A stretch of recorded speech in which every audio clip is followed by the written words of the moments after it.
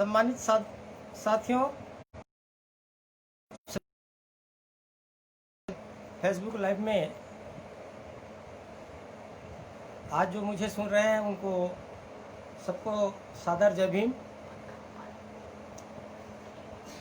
साथियों, अभी हमारे देश के साथ, दुनिया के साथ जो कोरोना जो महामारी का जो दौर है, और इस दौर के कारण हम समाज को इकट्ठा करके अपनी बात नहीं रख पा रहे हैं। इसलिए सोशल मीडिया के माध्यम से हम पब्लिक के बीच में अपनी बात पहुंचाने की कोशिश कर रहे हैं। खासकर आज का ये जो एडिशन है फेसबुक का बहुजन समाज पार्टी पेज के नाम से हमारे साथी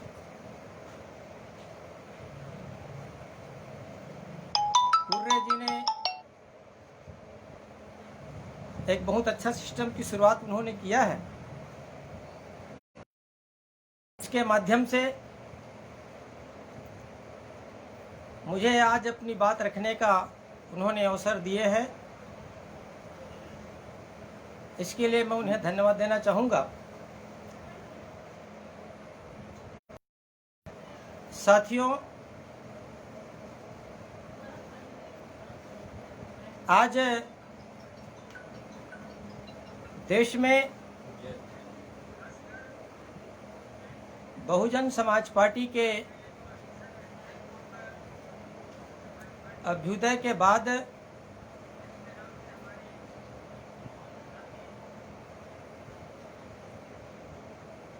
इस देश के बहुजन समाज का जो अभिन्न अंग है,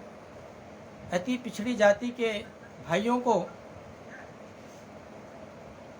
उनकी सामाजिक, राजनीतिक या भागीदारी में कितना उन लोगों को अवसर मिला है, इसके ऊपर में मुझे अपनी बात रखनी है। मैं इस बात से अवगत हूँ कि हमारे संतों, गुरुओं, महापुरुषों के आंदोलन को, उनके किए हुए संघर्षों को, खासकर सामाजिक क्रांति के पितामह महात्मा ज्योतिबा फूले जी इस देश में आरक्षण, हिस्सेदारी, भागीदारी की शुरुआत करने वाले छत्रपति साहू जी, कुर्मी महाराज और बाबा साहेब डॉक्टर अंबेडकर जी के साथ साथ मानव साहब कांसीराम जी ने जो मूवमेंट चलाया इस देश में, बाम से DS4 और BSP के माध्यम से, तो बहुत सारे ऐसे विद्वान महानुभाव लोग हैं जो हर विषय के ऊपर में काफ़ी विशेषज्ञता उन्हें हासिल हुआ है, मिला है, और सोशल मीडिया के माध्यम से उनकी बातों को हमें सुनने को और समझने को मिलता है। बात वही है, लेकिन हर एक व्यक्ति अपने शैली और अंदाज से समाज को समझाने की वो कोशिश करते हैं। साथियों, आज हम जब पिछड़े वर्ग की बात करते हैं तो इस बात से हम सब अवगत हैं कि संतों, गुरुओं, महापुरुषों के आंदोलन के पश्चात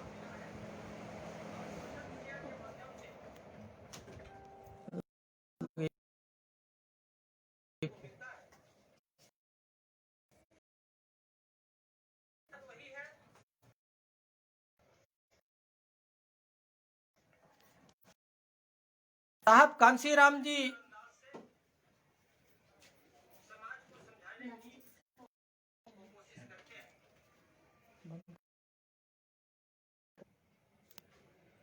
बाबा साहेब डॉक्टर अंबेडकर के द्वारा दिया गया इस देश के चतुर्वर्णीय व्यवस्था के आधार पर, जिन्हें शूद्र और अतिशूद्र कहा, और जिन आधार पर 6,743 जातियों से भी ज्यादा टुकड़े में जाति के आधार पर उनको तोड़ा गया। 6,743 जातियों से भी ज्यादा टुकड़े में टूटे हुए समाज बाबा साहेब डॉक्टर अंबेडकर जी ने 3 वर्ग बनाए: अनुसूचित जाति वर्ग, जनजाति वर्ग,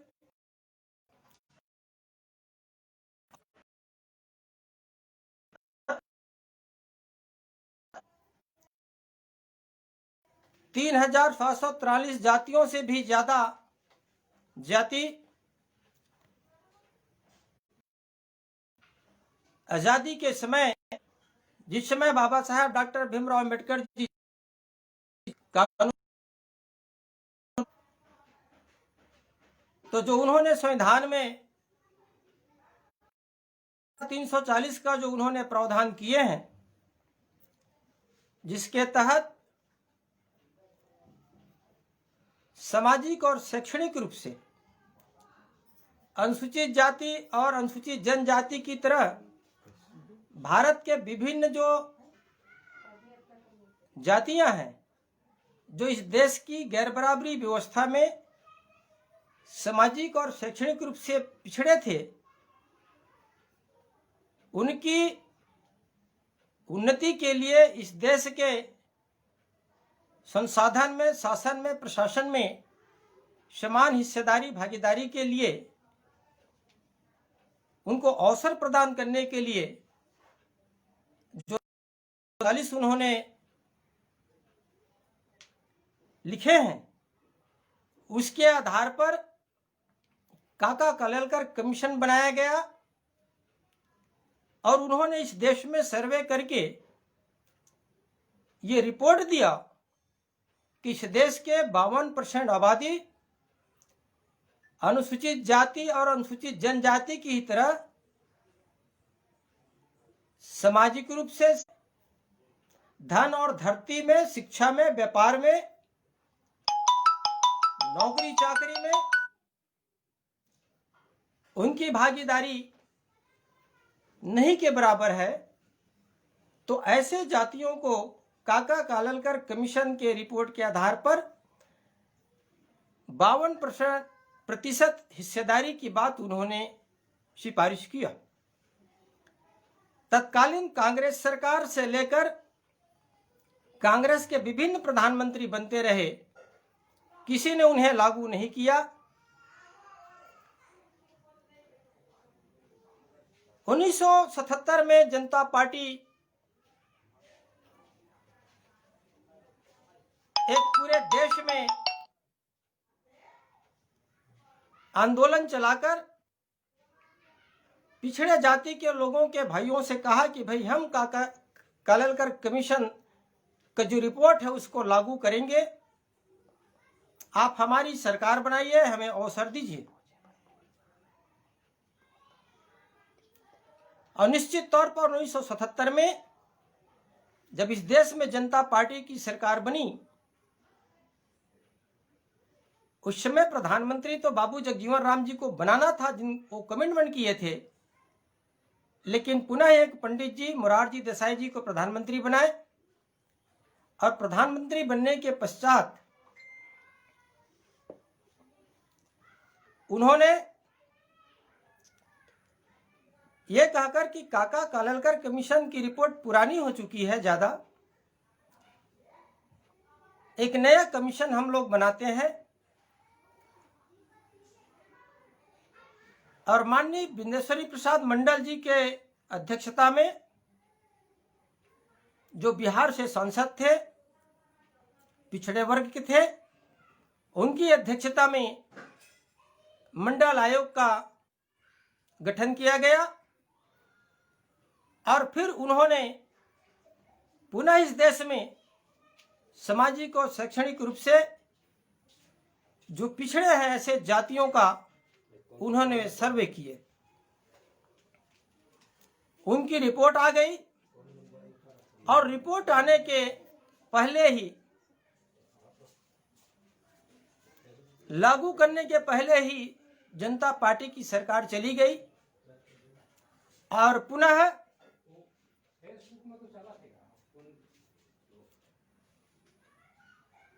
कांग्रेस की सरकार आ गई। और जिस तरह से काका कालेलकर कमीशन की रिपोर्ट को उन लोगों ने रद्दी की टोकरी में डाल दिए थे, ठीक इसी तरह से मंडल कमीशन के रिपोर्ट को भी उन लोगों ने रद्दी की टोकरी में डाल दिया। इस दरमियान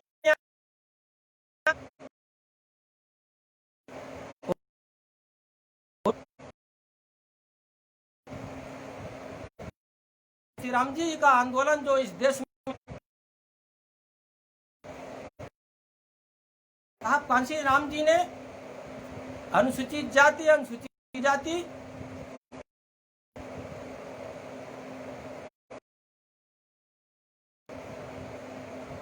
जाति वर्ग के को इकट्ठा करके, उसमें कुछ अल्पसंख्यक समाज के लोग थे, उनको सारे लोगों को इकट्ठा करके जो नया बहुजन समाज का नाम उन्होंने दिया। तो जिस बहुजन समाज का नाम आने के बाद एक परिवार बना बहुजन समाज का, तो बहुजन समाज के नाम से साहब कांसीराम जी सबसे पहले पिछड़े वर्ग के बुद्धिजीवी लोगों का, अधिकारी कर्मचारियों का जो उन्होंने एक फेडरेशन बनाए 1978 में, जिनका बाउंसप के नाम से नामकरण किया गया। इस देश में अनुसूचित जाति, जनजाति और पिछड़े वर्ग के समाज के बीच में, पढ़े लिखे लोगों के बीच में आंतरिक तौर पर मान सम्मान, हक अधिकार की बातें मानव साहब कांसीराम जी के आंदोलन के बदौलत पार्टी बनी। और साहब कांसीराम जी ने इस देश के बहुजन समाज के हक अधिकार को उन्होंने बताने का काम किया। और खासकर जिस बात को समाज भूल गया था, इतिहास को भूल गया था, या इतिहास को जानने का अवसर तत्कालीन सरकारों ने नहीं दिया, जैसे कि आप सब इस बात से विदित हैं कि इतिहास शासक वर्ग का लिखा जाता है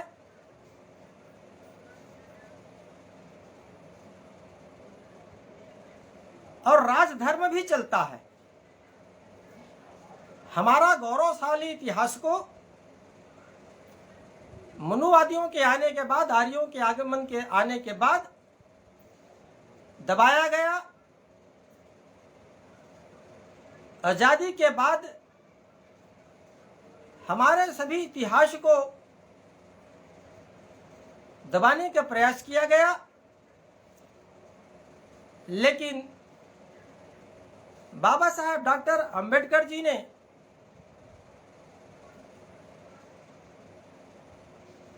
अपनी बातों को लोगों तक पहुंचाने के लिए इतना सारे साहित्य का उन्होंने निर्माण किया,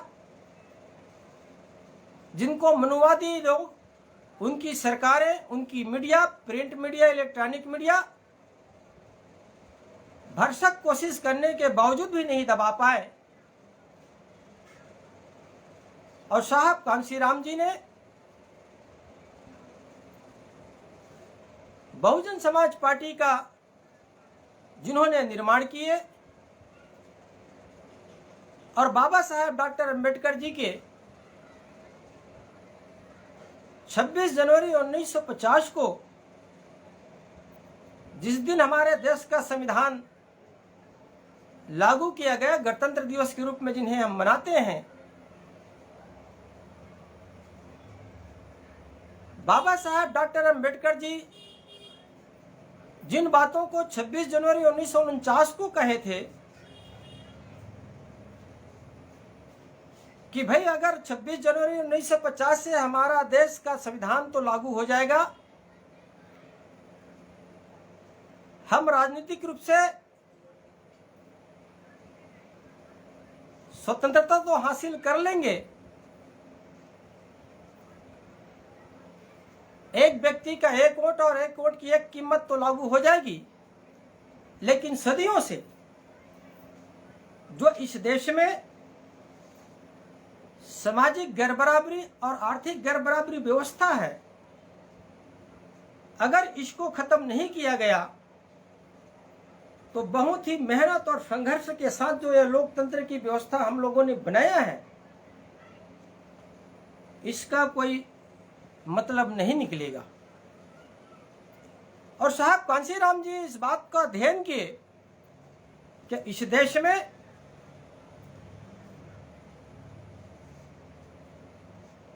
लोकतंत्र बहुमत का जो होना चाहिए वो नहीं है। जो बहुमत वाली जो समाज है, उनकी सरकारें इस देश में नहीं बन पा रही है, और इस देश के पिछड़े वर्ग समाज के लोगों को, अनुसूचित जाति, अनुसूचित जनजाति, अति पिछड़ी जाति वर्ग और धार्मिक अल्पसंख्यक समाज के लोगों को जनसंख्या के आधार पर उन्होंने जो समझाने की कोशिश किए कि हमारी आबादी इस देश में 100 में 85 है और 85% समाज के हाथ में 85 वोट है, लेकिन इस देश में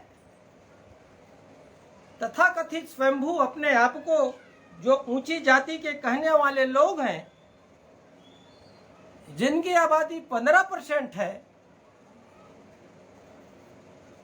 आजादी के बाद से लेकर अभी तक 15% लोगों की सरकारों की, उनकी पार्टियों की सरकारें इस देश में चल रही है। साहब कांशीराम जी ने इस बात का अध्ययन किए कि मेरे अपने बहुजन समाज के लोग, जिनकी आबादी 100 में 85 है, तो ये 85 वोट वाला समाज अपने वोट का ही मतलब नहीं समझ पा रहे हैं। बाबा साहब डॉक्टर अंबेडकर जी ने इस समाज को ये संदेश दिए थे उस समय कि आप लोग जाओ अपने घर के दीवारों में लिख लो कि 26 जनवरी 1950 के बाद हम इस देश के शासक वर्ग जमात के लोग हैं। बाबा साहब की बात को ये समाज समझ नहीं पाया, लेकिन साहब कांशीराम जी का एक बहुत ही आसान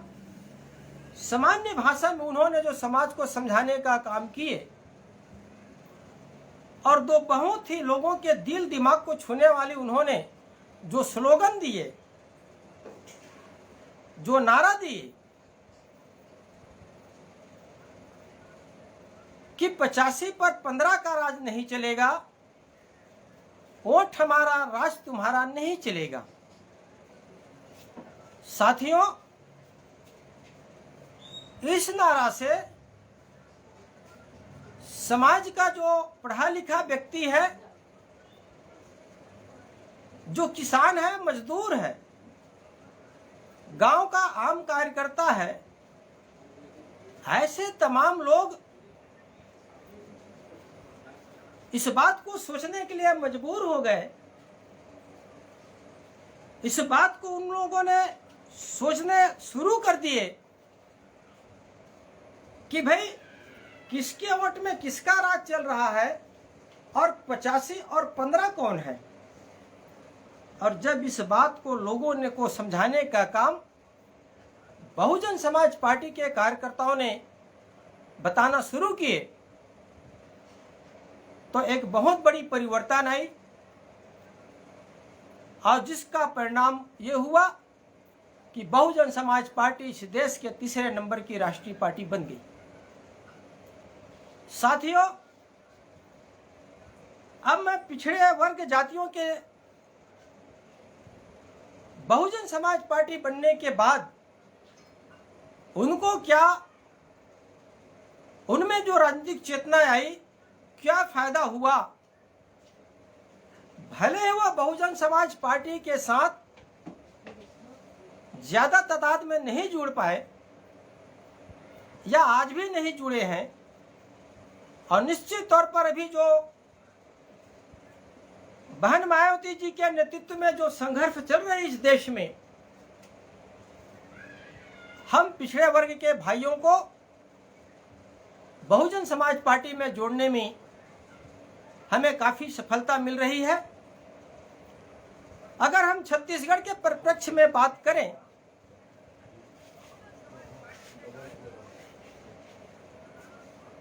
छत्तीसगढ़ राज्य के परिप्रेक्ष्य में बात करें तो साथियों,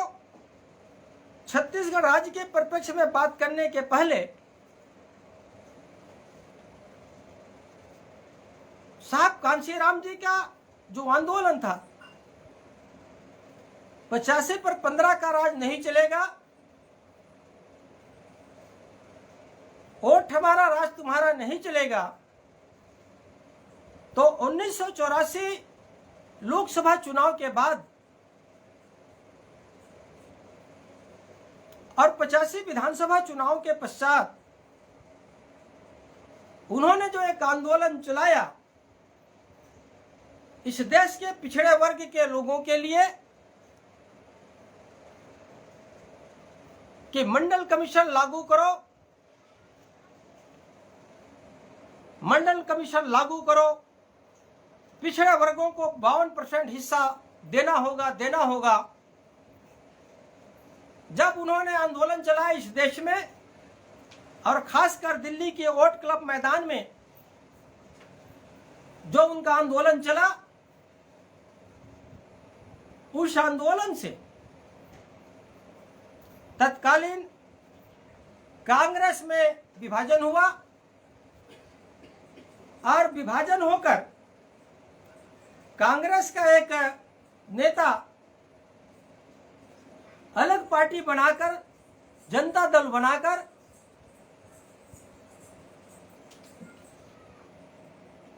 उन्होंने देखा कि कांशीराम साहब के आंदोलन से पिछड़ा वर्ग के लोग बहुजन समाज पार्टी के साथ ना चला जाए, इसलिए उन्होंने कहा कि भाई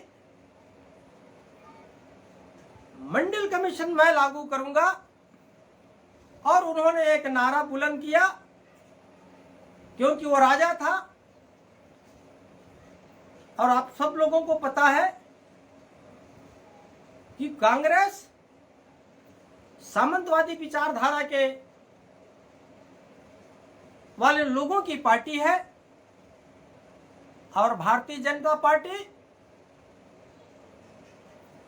घोर गैर बराबरी व्यवस्था, मनुवादी व्यवस्था को लेकर चलने वाला, हिंदुज्म के आधार पर सोच रखने वाले वही कांग्रेस से जुड़े हुए उनके भाई भतीजों की अलग सी पार्टी है। तो राजा ने नारा दिया कि भाई राजा नहीं फकीर है,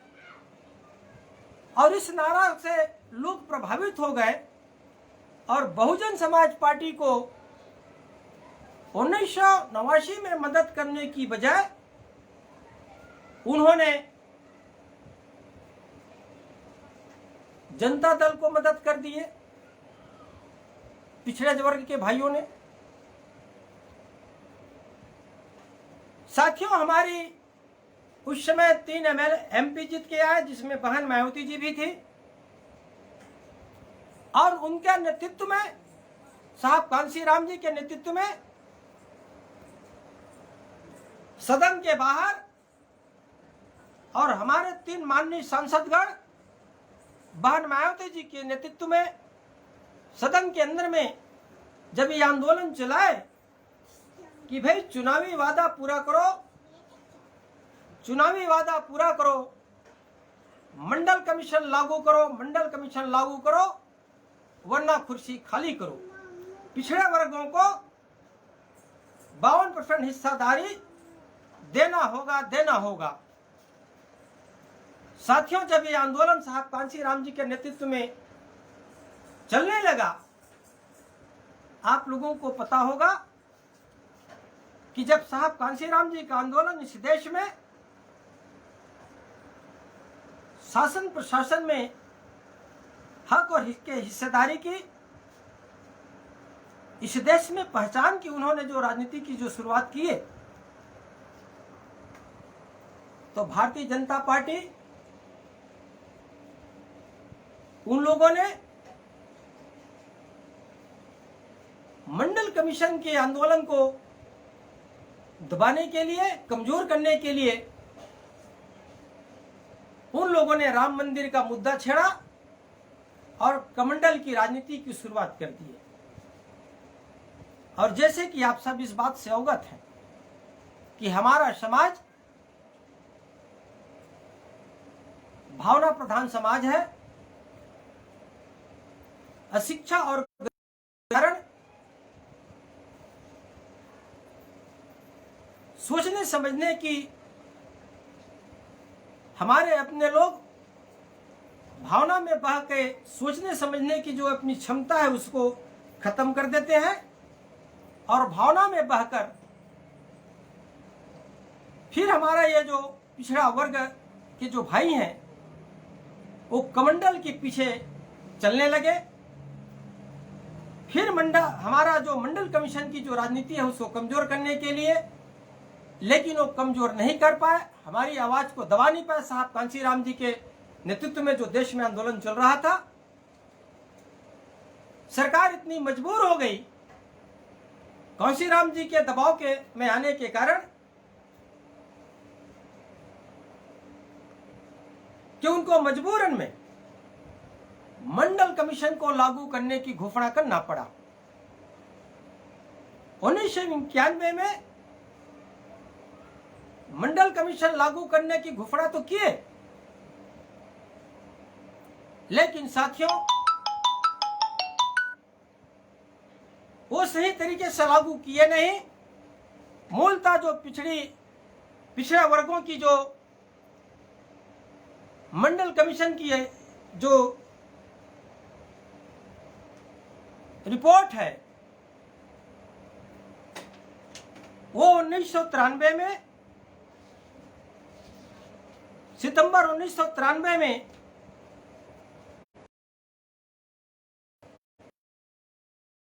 ज्ञान 52% हिस्सेदारी देने की जगह इन लोगों ने 27% रिजर्वेशन दिया और 27% रिजर्वेशन के में भी उन्होंने पिछड़ा वर्ग में क्रीम लेयर का भी पेंच फंसा दिए। फिलहाल साथियों, पिछड़ा वर्ग के लोगों के लिए जो इस देश के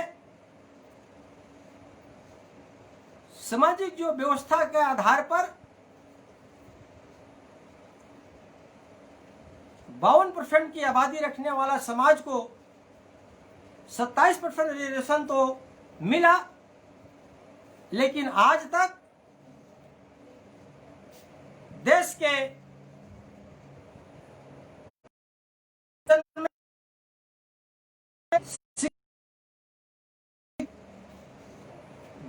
धरती में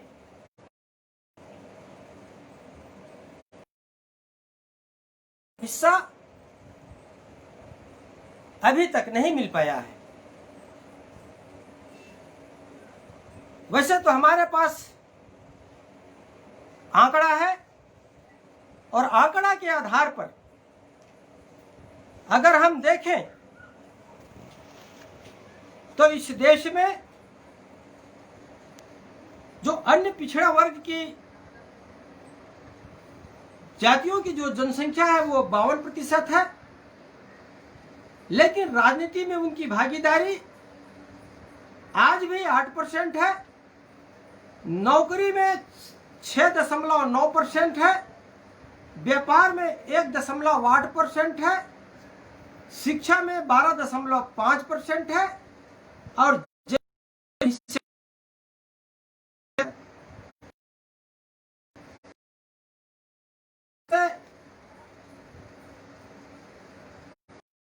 परिचित होंगे या कोई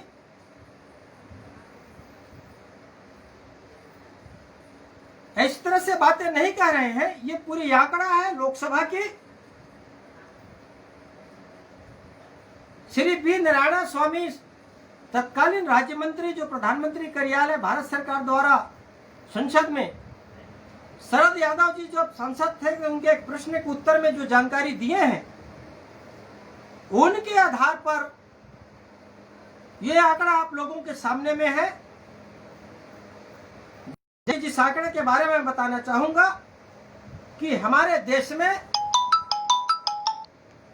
वर्तमान समय में अभी टोटल 2,15,47,845 केंद्र की सरकारी कर्मचारी और राज्य की सरकारी कर्मचारी मिलाकर होते हैं। तो टोटल भारतवर्ष में 2,15,47,845, जिसमें केंद्रीय सरकारी कर्मचारियों की संख्या लगभग 30,87,000 है और राज्य शासकीय कर्मचारियों की संख्या लगभग 1,85,00,000 है। साथियों, अब आज इस तत्कालीन समय में हम देखते हैं कि पिछड़ी जाति के लोगों की जो सरकारी कर्मचारियों में हिस्सेदारी है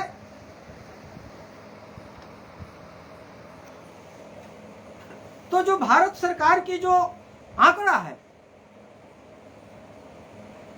भारत सरकार के आंकड़े के आधार पर जो भारत का जो गवर्नमेंट है जो उसमें सरकारी कर्मचारियों में जो ग्रुप ए है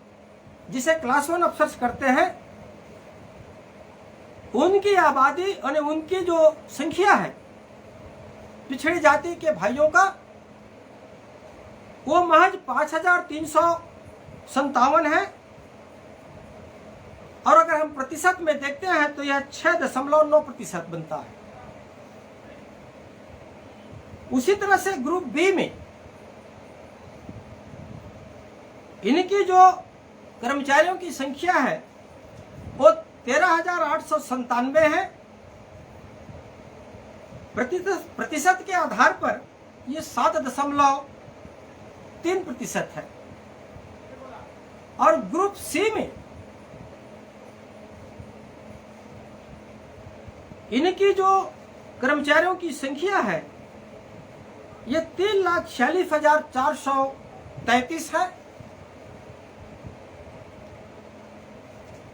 प्रतिशत के आधार पर यह 15.3% होता है और ग्रुप डी में इनकी जो कर्मचारियों की संख्या है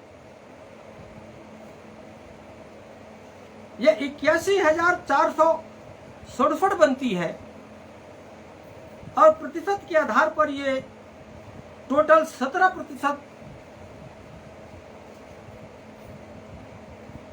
आबादी के हिसाब से बनती है। अब आप इस बात से आकलन लगा सकते हैं कि अगर आप साथियों लाइट बंद हो रही है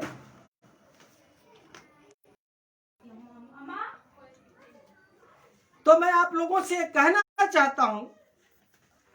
कि साथियों इस तरह से 27% रिजर्वेशन मंडल कमीशन के आधार पर 1993 से लागू तो किया गया है, लेकिन अभी तक महज इन ऑल टोटल सभी वर्गों को मिलाकर अगर हम औसत निकालते हैं तो 6.9 पिछड़ी जाति के लोगों की सरकारी नौकरी में हिस्सेदारी केंद्र की सरकार में बनती है। और जैसे कि आप सब लोगों को पता है कि अगर मैं छत्तीसगढ़ के परिप्रेक्ष्य में आप लोगों के सामने में बात रखूं तो मेरे सामने मैं आप लोगों के बीच में एक आंकड़ा लेके बैठा हूं, और ये मैं नहीं कह रहा हूं, ये सदस्य संदर्भ है छत्तीसगढ़ सरकार की विधानसभा सदस्यों की, जिसमें 1952 से हमारे देश में जो चुनाव की सिलसिला शुरू हुआ है 1998 तक का इसमें रिकॉर्ड है कि किन किन विधानसभा क्षेत्रों से कितने मेंबर्स, कौन कौन मेंबर्स बने साथियों। और मैंने जो आंकड़ा उस पुस्तक से जो आंकड़ा निकाला है तो आपको सुनकर ताजुब लगेगा कि बहुजन समाज पार्टी बनने के पहले, यानी 84 में बहुजन समाज पार्टी बनी है, तो 1998 के बाद पिछड़ा वर्ग के भाइयों का राजनीति में हिस्सेदारी बढ़ी है,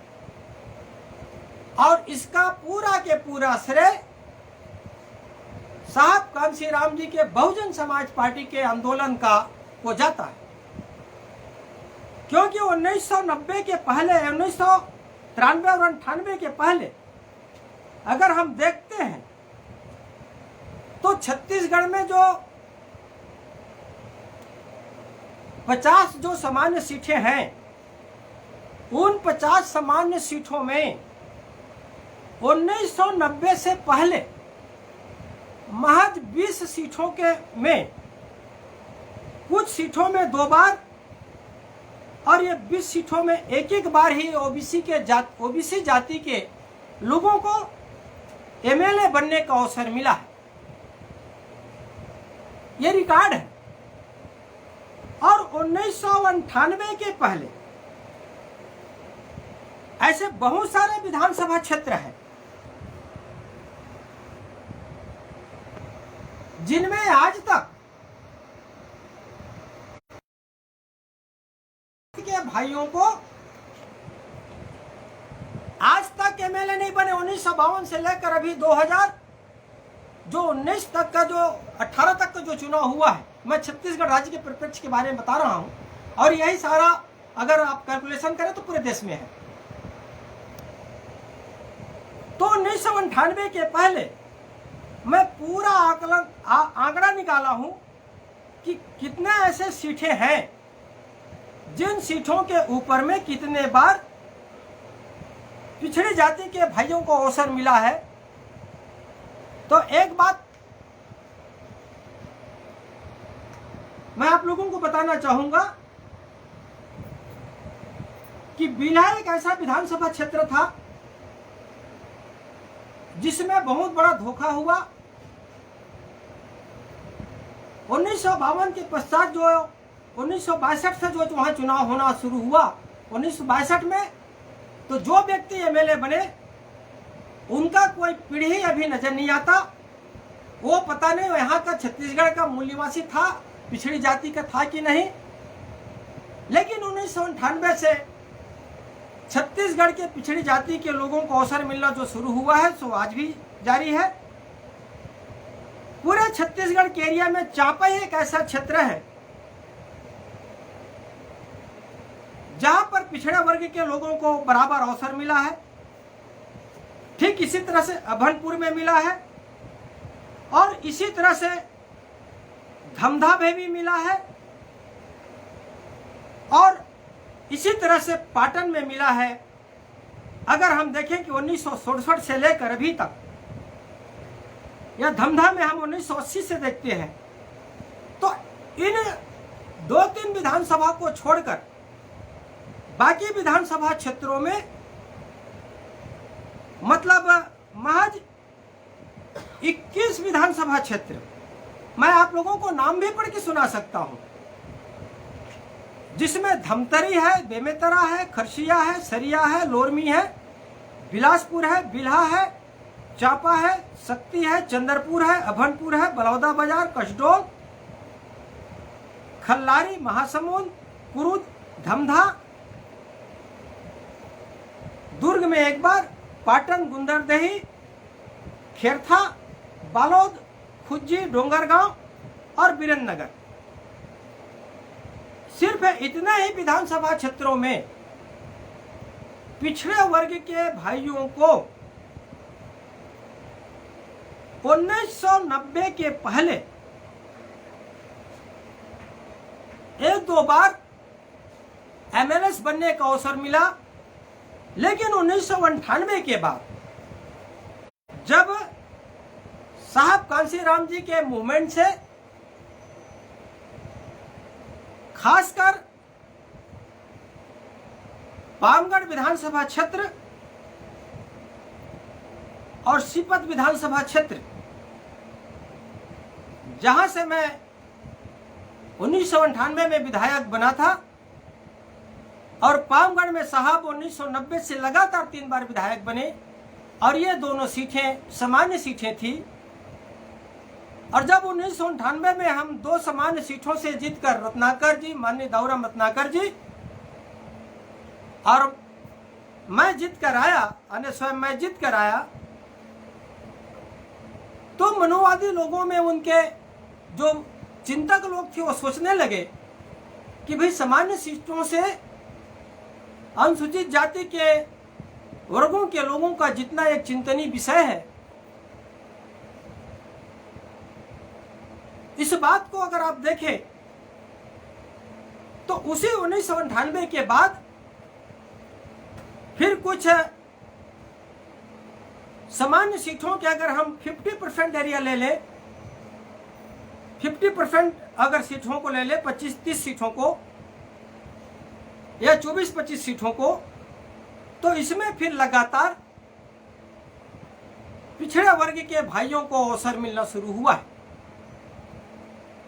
और बहुत सारे ऐसे सीटें हैं जिनमें आज तक 1952 से लेकर आज तक 52% आबादी वाले पिछड़ी जाति के लोगों को न कांग्रेस से न बीजेपी से और हम लोग अपने बीएसपी से टिकट तो देने का काम शुरू किया है पिछड़ी जाति के लोगों को, लेकिन कांग्रेस और बीजेपी ने अवसर ही नहीं दिया। और अगर भूल से अवसर दे भी दिया, अगर एक ने अवसर दिया और दूसरी पार्टी ने अगर अपर कास्ट के लोगों को, जो तथाकथित अपने आप को कहते हैं, अगर उनको अवसर दे दिया, तो हमारे अपने जो लोग हैं वो अपर कास्ट को जिता दिए। बिल्कुल एक आपको एक उदाहरण के तौर पे मैं कहना चाहूंगा कि जो सीपत सामान्य सीटें थी 2003 तक, परिसीमन के बाद वो बेलतरा बन गया। कांग्रेस ने प्रायोगिक तौर पर 4 बार पिछड़ी जाति के लोगों को अवसर दिए। 2003 में दिए, 8 में दिए, 13 में दिए और फिर 18 में। लेकिन पिछड़ी जाति के भाई, पिछड़े जाति के लोग अपने पिछड़े जाति के भाई को नहीं जिता पाए। कौन जीता? तो फिर वही प्रकाष्ठ के लोग जीते। और 1952 से लेकर आज तक बहुत सारे ऐसे सीटें हैं जिनमें आज तक पिछड़ा वर्ग का कोई भी व्यक्ति एमएलए नहीं बना। ठीक इसी तरह से बहुजन समाज पार्टी बनने के बाद छत्तीसगढ़ के परिप्रेक्ष्य में 11 जो लोकसभा का सीटें हैं, उस समय 6 सीटें 4 शेड्यूल ट्राइब के लिए और 2 शेड्यूल कास्ट के लिए रिजर्व हुआ करते थे और 5 सामान्य सीटें हुआ करती थी। उन पांचों के पांचों सीटों पर सिर्फ अपर कास्ट के लोग जीत के जाते रहे। अगर हम इतिहास देखते हैं तो 3-4 नाम दुर्ग से, रायपुर से, जांजगीर पार्लियामेंट के सीट है। इन्हीं 2-3 सीटों से 1998 के पहले 1-2 ओबीसी के भाइयों को पार्लियामेंट मेंबर में बनकर चुनकर जाने का अवसर मिला है। लेकिन साहब कांशीराम जी के बहुजन आंदोलन के बाद परिस्थितियां ऐसी निर्मित हुई कि आज 6 जो सामान्य सीटें हैं, इक्का दुक्का सीटों पे जाति व्यक्ति चुनाव जीतकर जा रहा है, नहीं तो पूरे के पूरे 6 सीटों पर हमारे पिछड़े जाति के भाई मेंबर ऑफ पार्लियामेंट बनकर जा रहे हैं। ये आंकड़ा मेरा बताने का आशय क्या है कि साथियों, साहब कांशीराम जी की जो बहुजन जो मूवमेंट है, जो मूवमेंट हमारे संतों गुरुओं, हमारे महापुरुषों के आंदोलन को, उनके कहे हुए शब्दों को साहब बाबा साहब डॉक्टर अंबेडकर जी ने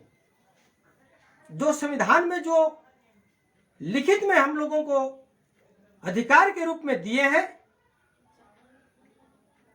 अगर मैं संतों गुरुओं की बात करूं तो महाकारुणिक गौतम बुद्ध जी से लेकर संत कर्मा माता, कबीर साहब, गुरु रविदास जी,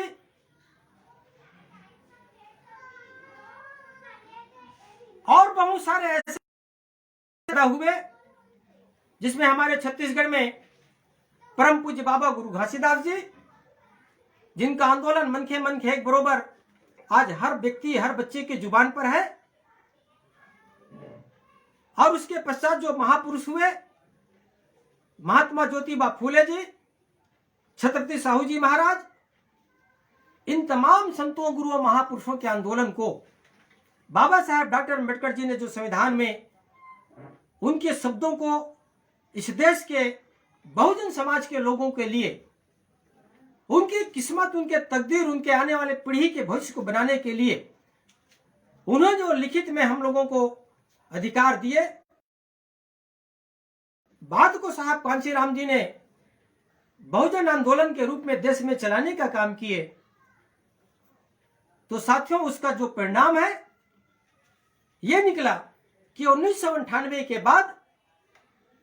मनुवादी पार्टियां, कांग्रेस और बीजेपी और उसके अतिरिक्त और बहुत सारी जो मनुवादी पार्टियां हैं, ऐसे सभी पार्टियां अपनी राजनीतिक सत्ता को बनाए रखने के लिए पिछड़े जाति के भाइयों को भी अवसर देना शुरू किए। लेकिन यह बात सत्य है कि भले ही आज हमारे पिछड़े जाति के भाई, अनुसूचित जाति के भाई और अनुसूचित जनजाति के तीनों वर्गों के लोग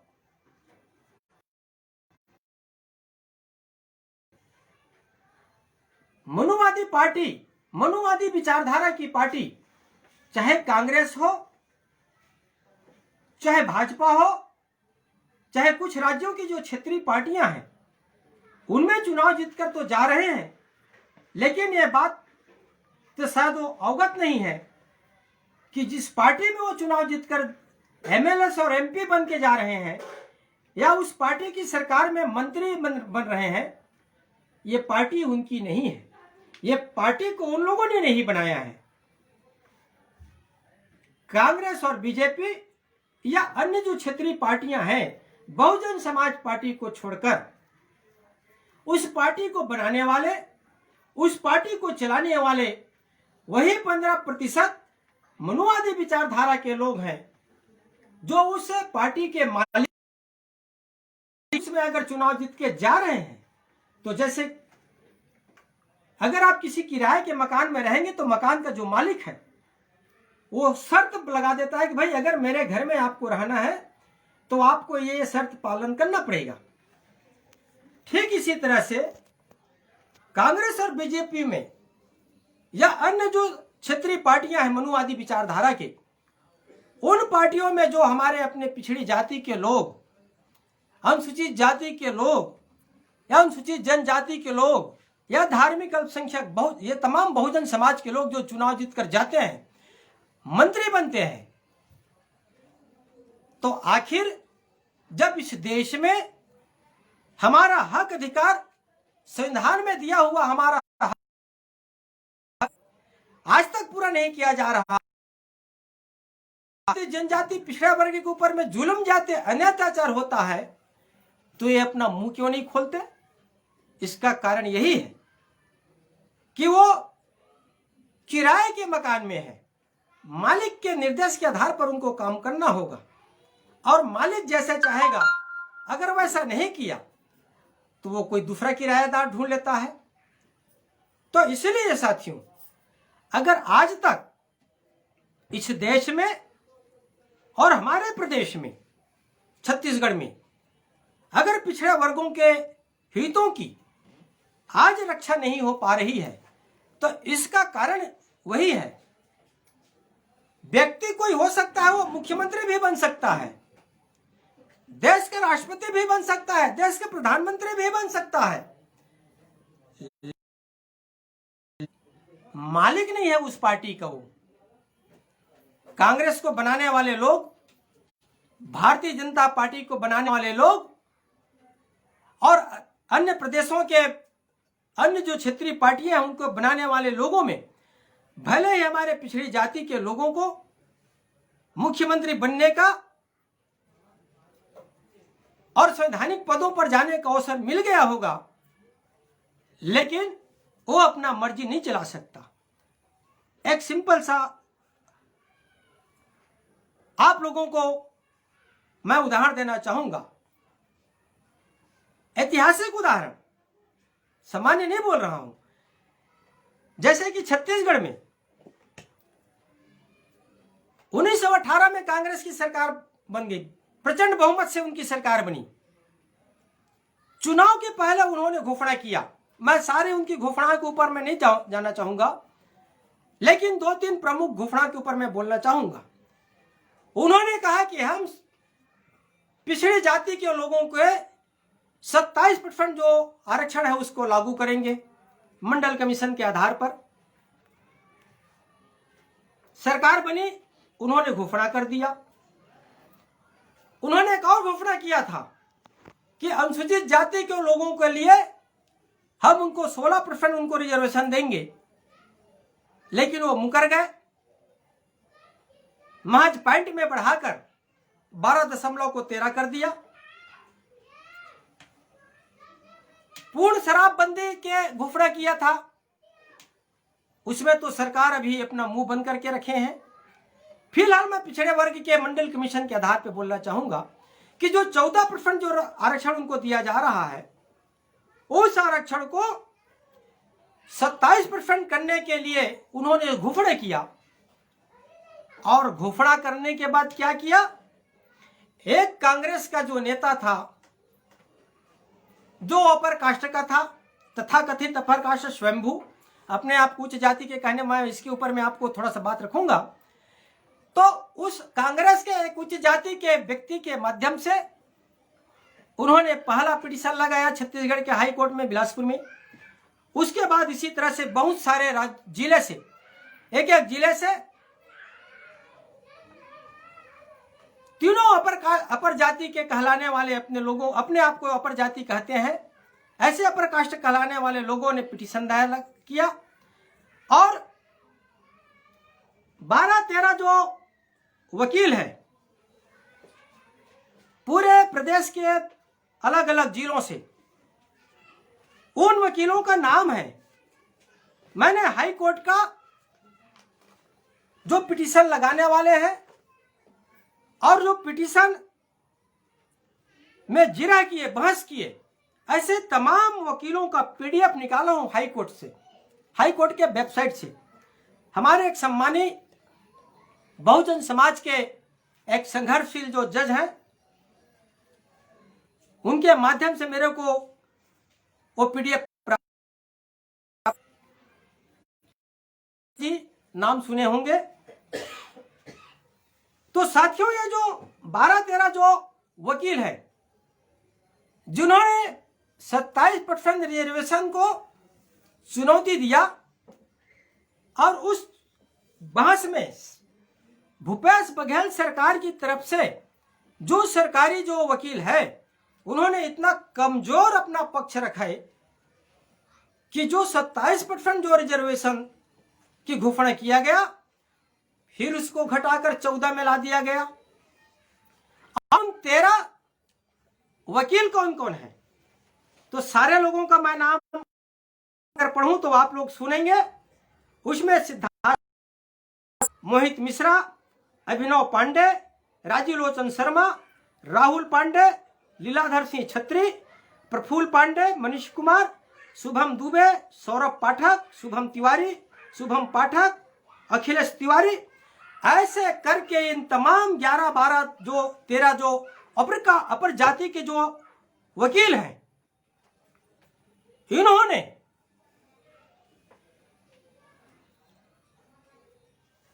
पिछड़े वर्ग के, पिछड़े जाति के लोगों के हक अधिकार की बात जो उनके बच्चों को दिया गया, शासन प्रशासन में भागीदारी के लिए, शिक्षा व्यापार में भागीदारी के लिए, उस अधिकार को चुनौती देकर उस थाली हक अधिकार के रूप में परोसा गया थाली को अगर छीनने का काम किया तो किसने किया।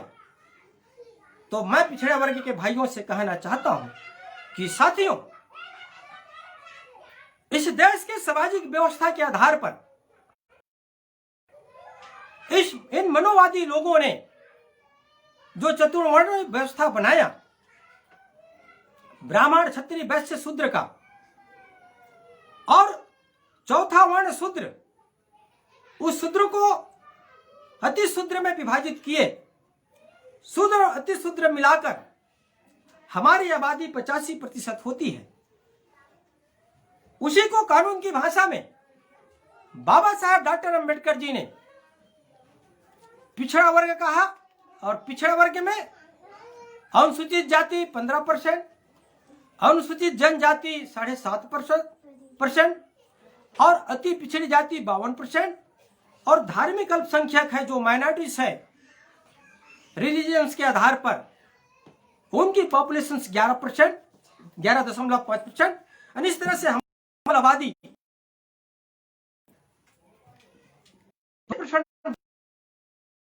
तो जब साहब कौन से इस देश में पिछड़ा के लिए मंडल कमीशन करने का जब आंदोलन चलाए तो बहुजन समाज के भाइयों को भावना को उन्होंने हमला किया, भावना के ऊपर में, और कहा कि भाई हम हिंदू हैं कहिए, और राम मंदिर का आंदोलन चलाए। और संतों गुरुओं महापुरुषों के साथ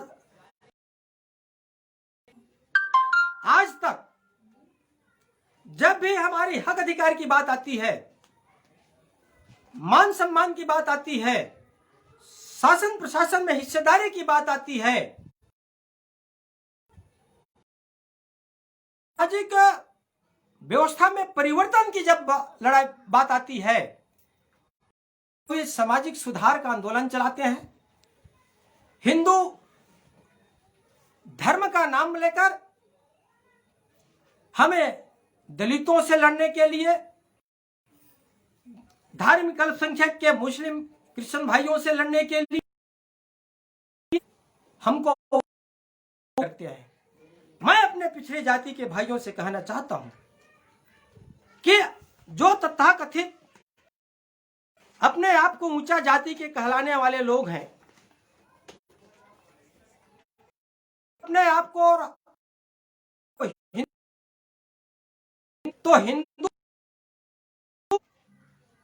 हिंदू भाई भाई कब इन लोगों से उनकी सामाजिक ढांचा को और हमारे हक अधिकार को, संवैधानिक हक अधिकार को मिलने की बात आती है, उस समय हम हिंदू भाई भाई नहीं हैं। लेकिन जब माइनॉरिटीज लोगों से, धार्मिक अल्पसंख्यक लोगों के खिलाफ में या और कुछ ऐसे अन्य कारणों से उनकी व्यवस्था में परिवर्तन की, हमें हिंदू कहकर आपस में भाई बनाने की कोशिश करते हैं। खासकर पिछड़े जाता हूं कि साथियों, अगर हम हिंदू भाई भाई हैं और जब वो हमें अपना भाई मानते, तो मैं पूरे देश के बारे में तो नहीं बोलना चाहता। एक उदाहरण के तौर पर छत्तीसगढ़ के इस ये जो 27% आरक्षण की बात मुख्यमंत्री किया, तो इसको ये 12-13 तथाकथित स्वयंभू अपर जाति के लोगों के वकीलों ने आरक्षण को हाई कोर्ट से स्टे लगाकर रुकने का काम हुआ है।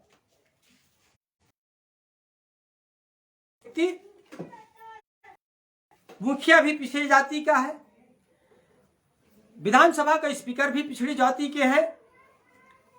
प्रतिपक्ष के नेता भी पिछड़ी जाति के हैं।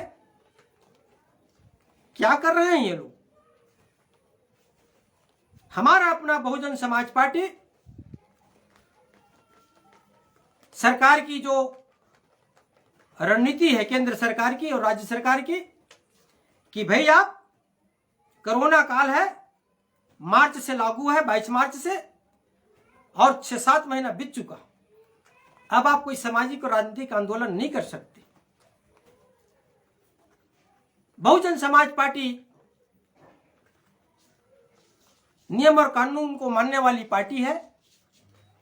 हम कोई खुलकर सड़क में इसका भी विरोध नहीं कर रहे हैं, लेकिन जैसे ही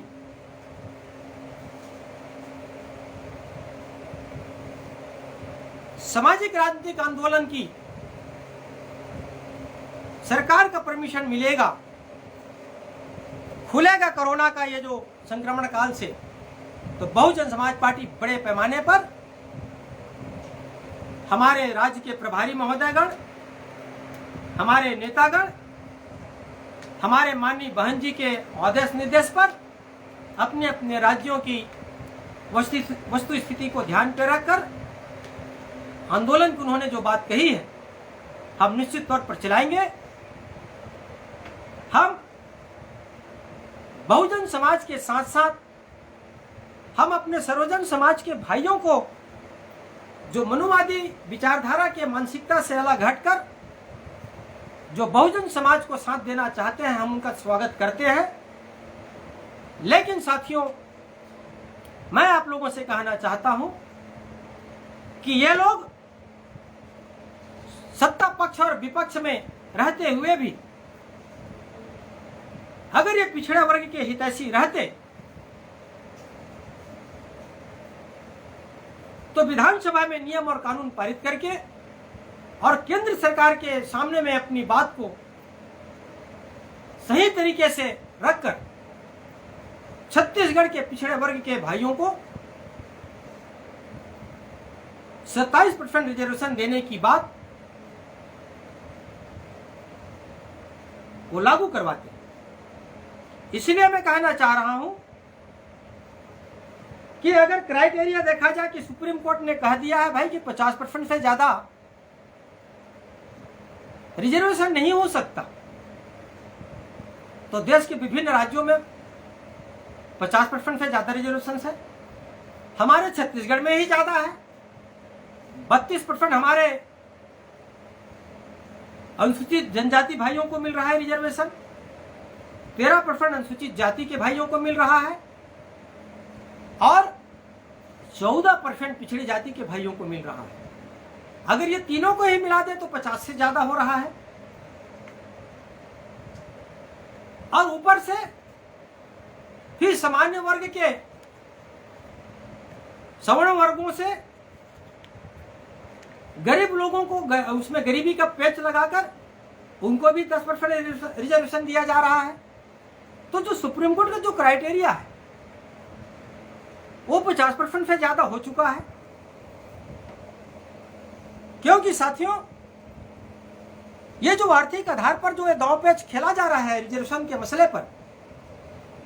यह अभी भारतीय जनता पार्टी सरकार की एक सोची समझी रणनीति आरक्षण को कैसा प्रभावित किया जाए इसके ऊपर में उनकी चाल चली जा रही है। क्योंकि इस देश में व्यक्ति की पहचान अगर जाति से है तो आर्थिक आधार पर आरक्षण देने का कोई सवाल ही नहीं उठता,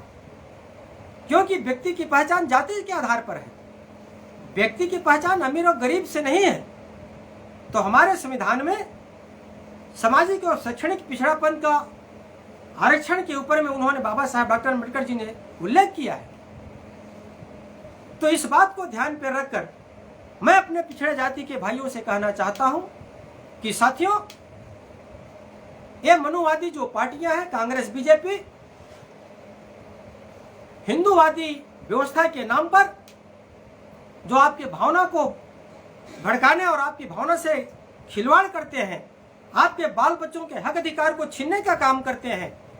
तो इससे आप लोगों को सावधान होना होगा। और मैं अपने पिछड़े वर्ग के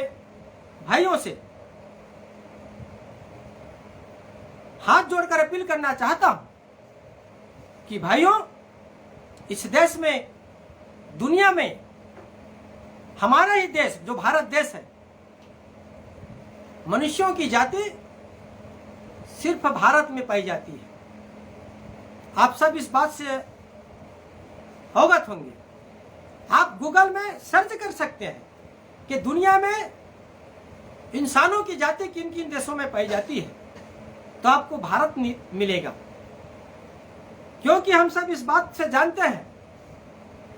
आप लोगों को इस बात को जानना चाहिए कि साथियों, जाति व्यवस्था इस देश के मनुवादी लोगों ने बनाया।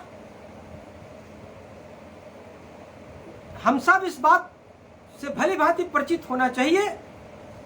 कि प्रकृति ने जातियां बनाई है तो जातियां पेड़ पौधे में होती है, जातियां पशु पक्षी में होती है, जातियां अनाज में होती है। कोई भी पेड़ पौधे का नाम लोगे तो कोई भी बच्चा भी पहचान देगा। किसी भी जानवर का नाम लोगे तो कोई भी बच्चा भी पहचान लेगा। किसी पक्षी का नाम लोगे तो तब भी कोई ना कोई बच्चा भी पहचान लेगा। उसी तरह से अनाज को भी देखकर कोई बच्चा पहचान लेता है। लेकिन साथियों, उनकी अलग अलग पहचान है। लेकिन अगर इंसानों की जाति होती तो फिर ये पूछने की जरूरत नहीं था कि आप किस ठाकुर के हो भाई, किस जाति के वह हो। तो जाति व्यवस्था तथा कथित जो अपने आप को ऊंचा जाति बना के रखने वाले लोग हैं, इन्हीं लोगों ने बनाया है। क्योंकि साथियों,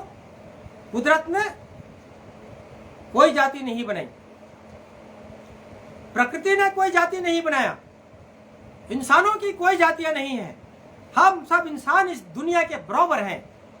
क्योंकि आप लोगों को इस बात को पता होगा कि दुनिया में अगर कोई आदमी बीमार पड़ता है और अगर वो अस्पताल जाता है, उनको ब्लड की जरूरत पड़ती है, खून की, तो डॉक्टर उस व्यक्ति की जाति नहीं पूछता कि भाई आप किस जाति को, इस जाति का खून लाओ कह के नहीं कहता। डॉक्टर साहब लोग उस व्यक्ति के ब्लड का सैंपल निकालकर उनका ग्रुप का, उनकी समूह का जांच करते हैं, और अगर उनको खून की जरूरत है तो कहते हैं कि भाई आपको आपका ग्रुप, जैसे कि आप सबको पता है कि दुनिया में ए बी और ओ और ए बी निगेटिव पॉजिटिव के नाम पर 4 ग्रुप में पूरे दुनिया के लोगों का ब्लड मिलता है। तो डॉक्टर साहब लोग इस बात के लिए कहते हैं कि भाई को आपको इस ग्रुप का खून की जरूरत है, इस जाति का खून लाओ कह के नहीं कहता।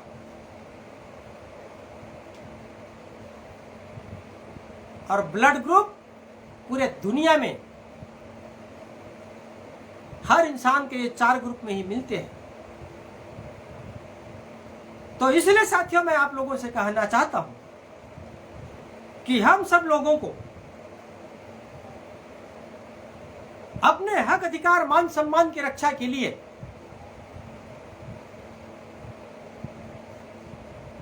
बाबा साहब डॉक्टर अंबेडकर के लिखे हुए संविधान के आधार पर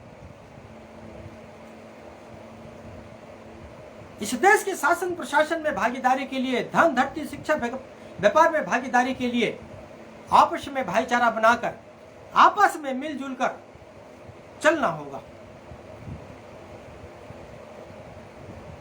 जब तक हम बहुजन समाज के लोग भाईचारा के साथ मिलजुल कर अपनी राजनीतिक पार्टी बहुजन समाज पार्टी को जब तक इस देश में सत्ता में नहीं ला पाएंगे, प्रदेश में सत्ता में नहीं ला पाएंगे, जब तक बहुजन समाज पार्टी की हम सरकार नहीं बना पाएंगे, तब तक साथियों ये मनुवादी मानसिकता के रखने वाले विचारधारा की लोगों की जो पार्टियां हैं, यह इस देश में हम बहुजन समाज के लोगों की जो संवैधानिक हक अधिकार है उसको वो कभी पूरा करने वाले नहीं है। और आज केंद्र में बैठी हुई सरकार सीधा सीधा संवैधानिक हक अधिकार के ऊपर में अगर वो हमला उसको खत्म नहीं कर पा रहा है, उसके ऊपर हमला कर रहा है, तो सहारा लेकर हमला कराया जा रहा है। देश के माननीय सुप्रीम कोर्ट का सहारा लेकर आज गलत तरीके से संविधान की व्याख्या की जा रही है। एक सिंपल सा उदाहरण, अनुसूचित जाति जनजाति के संरक्षण के लिए जो संविधान में कानून बना है कि अनुसूचित जाति जनजाति अत्याचार निवारण जो अधिनियम है, एट्रोसिटी एक्ट, जब सरकार सीधा सीधा उसको खत्म नहीं कर पाया तो माननीय सुप्रीम कोर्ट का सहारा लेकर माननीय सुप्रीम कोर्ट ने जो अध्यादेश जारी किया, जो अपना उन्होंने जो माननीय सुप्रीम कोर्ट ने जो आदेश दिया, उस आदेश से पूरे देश में 2 अप्रैल 2018 को जब भारत बंद हो गया, बहुत बड़ा आंदोलन, बहुत बड़ी क्रांति, आजादी के बाद पहला क्रांति, सरकार कांप गई। और साहब कांशीराम जी कहा करते थे कि सुप्रीम कोर्ट से भी बड़ा न्यायालय जनता की अदालत है।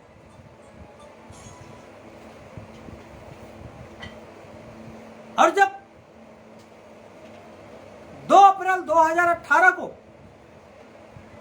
अनुसूचित जाति जनजाति पिछड़ी जाति के भाई मिलकर, पूरे बहुजन समाज के भाई मिलकर भारत बंद का आह्वान हुआ और भारत बंद हो गया, तो सरकार को मजबूर होकर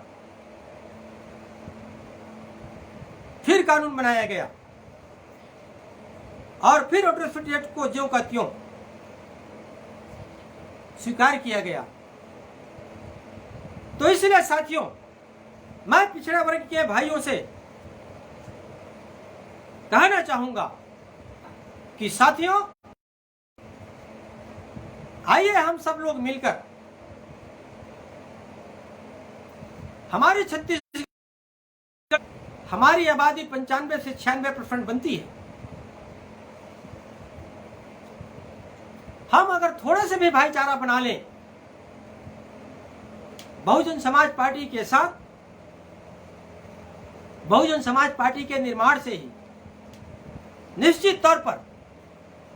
सामाजिक व्यवस्था के आधार पर जो सबसे ज्यादा प्रताड़ित लोग थे, अनुसूचित जाति के लोग, वो आधार स्तंभ के रूप में बहुजन समाज पार्टी का नींव के आधार पर आज बड़े पैमाने पर जुड़े हैं। साथ ही साथ हमारे अनुसूचित जनजाति के भाई भी बड़े अब जुड़ रहे हैं। हम चाह रहे हैं कि हमारे पिछड़े वर्ग के भाई, पिछड़ी जाति वर्ग के भाई अगर बहुजन समाज पार्टी के साथ अपने हक अधिकार को प्राप्त करने के लिए भाईचारा बना ले तो बहुजन समाज पार्टी की सरकार बनने से कोई नहीं रोक सकता, देश में भी और प्रदेशों में भी। और जब तक बहुजन समाज पार्टी की सरकार नहीं बनेगी तब तक साथियों हम बहुजन समाज के लोगों की, उनकी मान सम्मान की, उनकी हक अधिकार की, उनकी संवैधानिक अधिकारों की, उनके ऊपर हो रहे जुल्म जातीय अन्याय अत्याचार की साथियों हम रक्षा नहीं कर पाएंगे। तो इसलिए मैं आप लोगों से कहना चाहता हूं कि आइए हम सब भाईचारा बनाएं। पिछड़े वर्ग के भाइयों को बाबा साहेब डॉक्टर अंबेडकर जी ने बहुत ही पहले उन्होंने संदेश दे रखे थे। बाबा साहेब डॉक्टर अंबेडकर जी ने क्या संदेश दिए? ये 25 अप्रैल 1948 लखनऊ में एक शेड्यूल कास्ट फेडरेशन के सम्मेलन में बाबा साहेब डॉक्टर भीमराव अंबेडकर जी ने जो बात कही है, मैं उन बातों को आप लोगों के सामने में रखना चाहूंगा। बाबा साहेब डॉक्टर अंबेडकर जी 25 अप्रैल 1948 को पिछड़े वर्ग और अल्पसंख्यकों को जोड़कर जो एक सभा हुई थी उसमें वो जो बात रखे थे मैं उनको आपके सामने रखना चाहूंगा। बाबा साहब कह रहे हैं कि अब मैं अनुसूचित जातियों तथा पिछड़े वर्गों में एकता के सवाल पर आता हूं। मैंने ऐसा पिछड़े वर्ग के नेताओं की गुजारिश पर किया जो कि सम्मेलन में उपस्थित थे। मैंने कहा कि यह विडंबना ही है कि जिनकी आवश्यकता एक समान है वे एक साथ नहीं आते हैं। इसका एक ही कारण है कि वे अनुसूचित जातियों के साथ जुड़ना नहीं चाहते, क्योंकि उनको डर है कि उनके साथ जुड़ने से उनका स्तर भी अनुसूचित जातियों की तरह निचला स्तर पर आ जाएगा। ये बाबा साहब डॉक्टर अंबेडकर जी 25 अप्रैल 1948 को कहे थे। आगे बाबा साहब डॉक्टर अंबेडकर जी कहते हैं कि मैंने कहा कि मैं अनुसूचित जातियों तथा पिछड़े वर्गों में आपस में खान पान तथा शादी संबंधों को स्थापित करने के बारे में उत्सुक नहीं हूं। वे अपनी अलग अलग सामाजिक पहचान बनाए रख सकते हैं। ऐसा कोई कारण नहीं है कि वे आपस में राजनीतिक रूप से अपने पिछड़ेपन को दूर करने के लिए राजनीतिक पार्टी बनाने के लिए हाथ न मिलाएं। मैंने यह भी कहा कि कैसे अनुसूचित जाति के लोगों ने देश की राजनीति में अपनी हिस्सेदारी से अपनी स्थिति को सुधार लिया है और कोई कारण नहीं कि पिछड़े वर्ग के लोग भी ऐसा न करें। मैंने कहा कि अनुसूचित जाति तथा पिछड़े वर्ग के लोग मिलकर देश की जनसंख्या में बहुमत का निर्माण करते हैं। कोई कारण नहीं कि वे देश पर शासन न कर सके। राजनीतिक सत्ता को हासिल करने के लिए उनको आपस में संगठित होने की आवश्यकता है, जो कि वयस्क मताधिकार की वजह से आपकी अपनी है। लोग साहस नहीं जुटा पाते। उनमें यह विश्वास घर कर गया है कि देश में कांग्रेस की सरकार या भारतीय जनता पार्टी की सरकार हमेशा शासन करने के लिए है। मैंने कहा कि यह गलत धारणा है। एक लोकप्रिय प्रजातंत्र में कोई भी सरकार स्थायी नहीं है, न तो कांग्रेस की और न ही बीजेपी की। यदि आप संगठित हो जाते हैं तो आप सरकार पर कब्जा कर सकते हैं। तो इसलिए साथियों, मैं अब आप लोगों से कहना चाहता हूं कि ये तो बाबा साहब डॉक्टर और इन्हीं तरह से शब्दों में बाबा साहब कांशीराम जी ने समाज को जगाने का काम किए। हम अपने शब्दों में अपने लोगों को समझाते हैं कि अगर हम बहुजन समाज के लोग, जो अनुसूचित जाति, जनजाति और पिछड़ी जाति के जो लोग हैं, हम आपस में भाईचारा बना लें। किस तरह से? तो जैसे बाबा साहब ने कहा, उसको मैं एक उदाहरण के तौर पर समझाना चाहूंगा। आप सब लोगों ने एक फल देखा है, संतरा। संतरा अगर फल को लेंगे तो अगर आप उनको खाना चाहेंगे तो ऊपर से संतरा जो फल है उसमें एक आवरण है। उस आवरण को जैसे ही आप निकालेंगे तो अगर हम उस आवरण को बहुजन समाज पार्टी मान ले, बहुजन समाज मान ले, तो आवरण बहुजन समाज है, बहुजन समाज पार्टी है। अगर आप उस संतरे की छिलकों को निकालेंगे तो उसमें जो संतरे का जो फल है उसमें अलग अलग परत में संतरे का एक एक फल का जो एक परत है, एक भाग है, वो अलग अलग एक परत में आपस में चिपके रहते हैं और हर भाग में पूरी तरह से कवर में वो परत रहता है। हम इसी को जाति व्यवस्था मान ले, सामाजिक व्यवस्था मान ले। अगर आप संतरा को छील कर अगर आप उसको अलग करते हैं तो हर जो उसका फल का जो भाग है वो विभिन्न हिस्सों में ढेर सारा आपके सामने में मिलेगा। और यही बहुजन समाज के अनुसूचित जाति, जनजाति, पिछड़ी जाति के हमारा अपना समाज है। और इन्हीं को अगर हम जोड़ ले, अपना परत बरकरार रखें और छिलके के रूप में बहुजन समाज और बहुजन समाज पार्टी को अगर हम बनाकर मजबूत करें तो साथियों, हमें इस देश और प्रदेश में सरकार बनाने से ये 15% लोगों की पुरखा भी अगर हमें नहीं रोक सकता। इसीलिए मैं आप लोगों से कहना चाहता हूं कि आइए हम सब आने वाला समय में इस देश और प्रदेश में, अपने छत्तीसगढ़ में बहुजन समाज पार्टी की सरकार बनाने के लिए हम सब आपस में भाईचारा बनाकर, एकजुट होकर, कंधे से कंधे मिलकर हम सब काम करें। आज इस फेसबुक लाइव के माध्यम से मैं अपने उन तमाम साथियों से भी निवेदन करना चाहूंगा कि साथियों, हम बहुजन समाज पार्टी में काम करते हमारे अपने लोगों को, जो साहब कांशीराम जी के जमाने से, बाम से DS4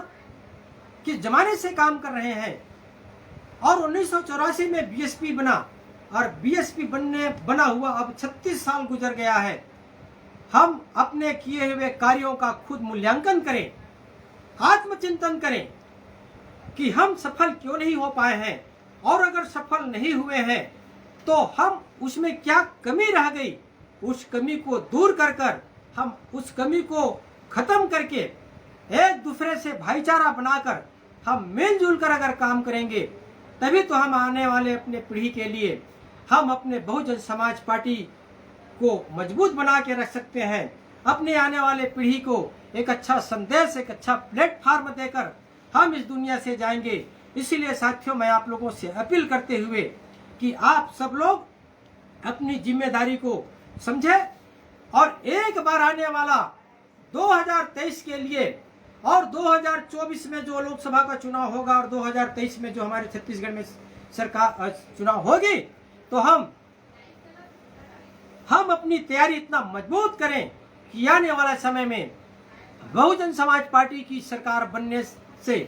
कोई भी ताकत हमें रोक न पाए। तो अपने किए हुए कार्यों का हम खुद मूल्यांकन करें, आत्मचिंतन करें, क्योंकि महापुरुषों ने कहा है कि असफलता एक चुनौती है, इसे हमें स्वीकार करना चाहिए। कहां पर कमी रह गई हमें ढूंढें, खोजें और उसको दूर कर हम आगे बढ़ें। इन्हीं संदेश को देते हुए इस फेसबुक लाइव में जो भी साथी इसमें मेरी बातों को लाइव सुन रहे हैं या बाद में इनको जो भी साथी सुनेंगे देखेंगे, उन सभी साथियों को सादर जय भीम, नमो बुद्धाय, जस नाम कहते हुए खासकर भाई मैं वो सत्यजीत कुर्रे जी को, जिन्होंने इसका प्रसारण की, जो उन्होंने व्यवस्था किया और व्यवस्था कराए, और इसमें मेरे क्योंकि ये ज़्यादा हम ये अभी का जो सिस्टम है उसको हम तो फॉलो कर नहीं पाते, इसमें मेरे बच्चों ने काफ़ी मदद किया और कुर्रे जी का मार्गदर्शन में आप लोगों के बीच में मुझे अपनी बात रखने का अवसर मिला है। मैं आप सब लोगों से आने वाले समय में हम पार्टी में सब अपनी निष्ठा ईमानदारी के साथ अपने किए हुए कार्यों को हम खुद आत्मचिंतन करें और आत्मचिंतन करके आगे बढ़ें। आने वाले समय में बहुजन समाज पार्टी की देश में और प्रदेश में सरकार बनाने के लिए संकल्प होकर काम करें। इन्हीं बातों को रखते हुए मैं अपनी बात वहीं पे विराम करता हूं। सभी साथियों को सादर जय भीम, जय भारत।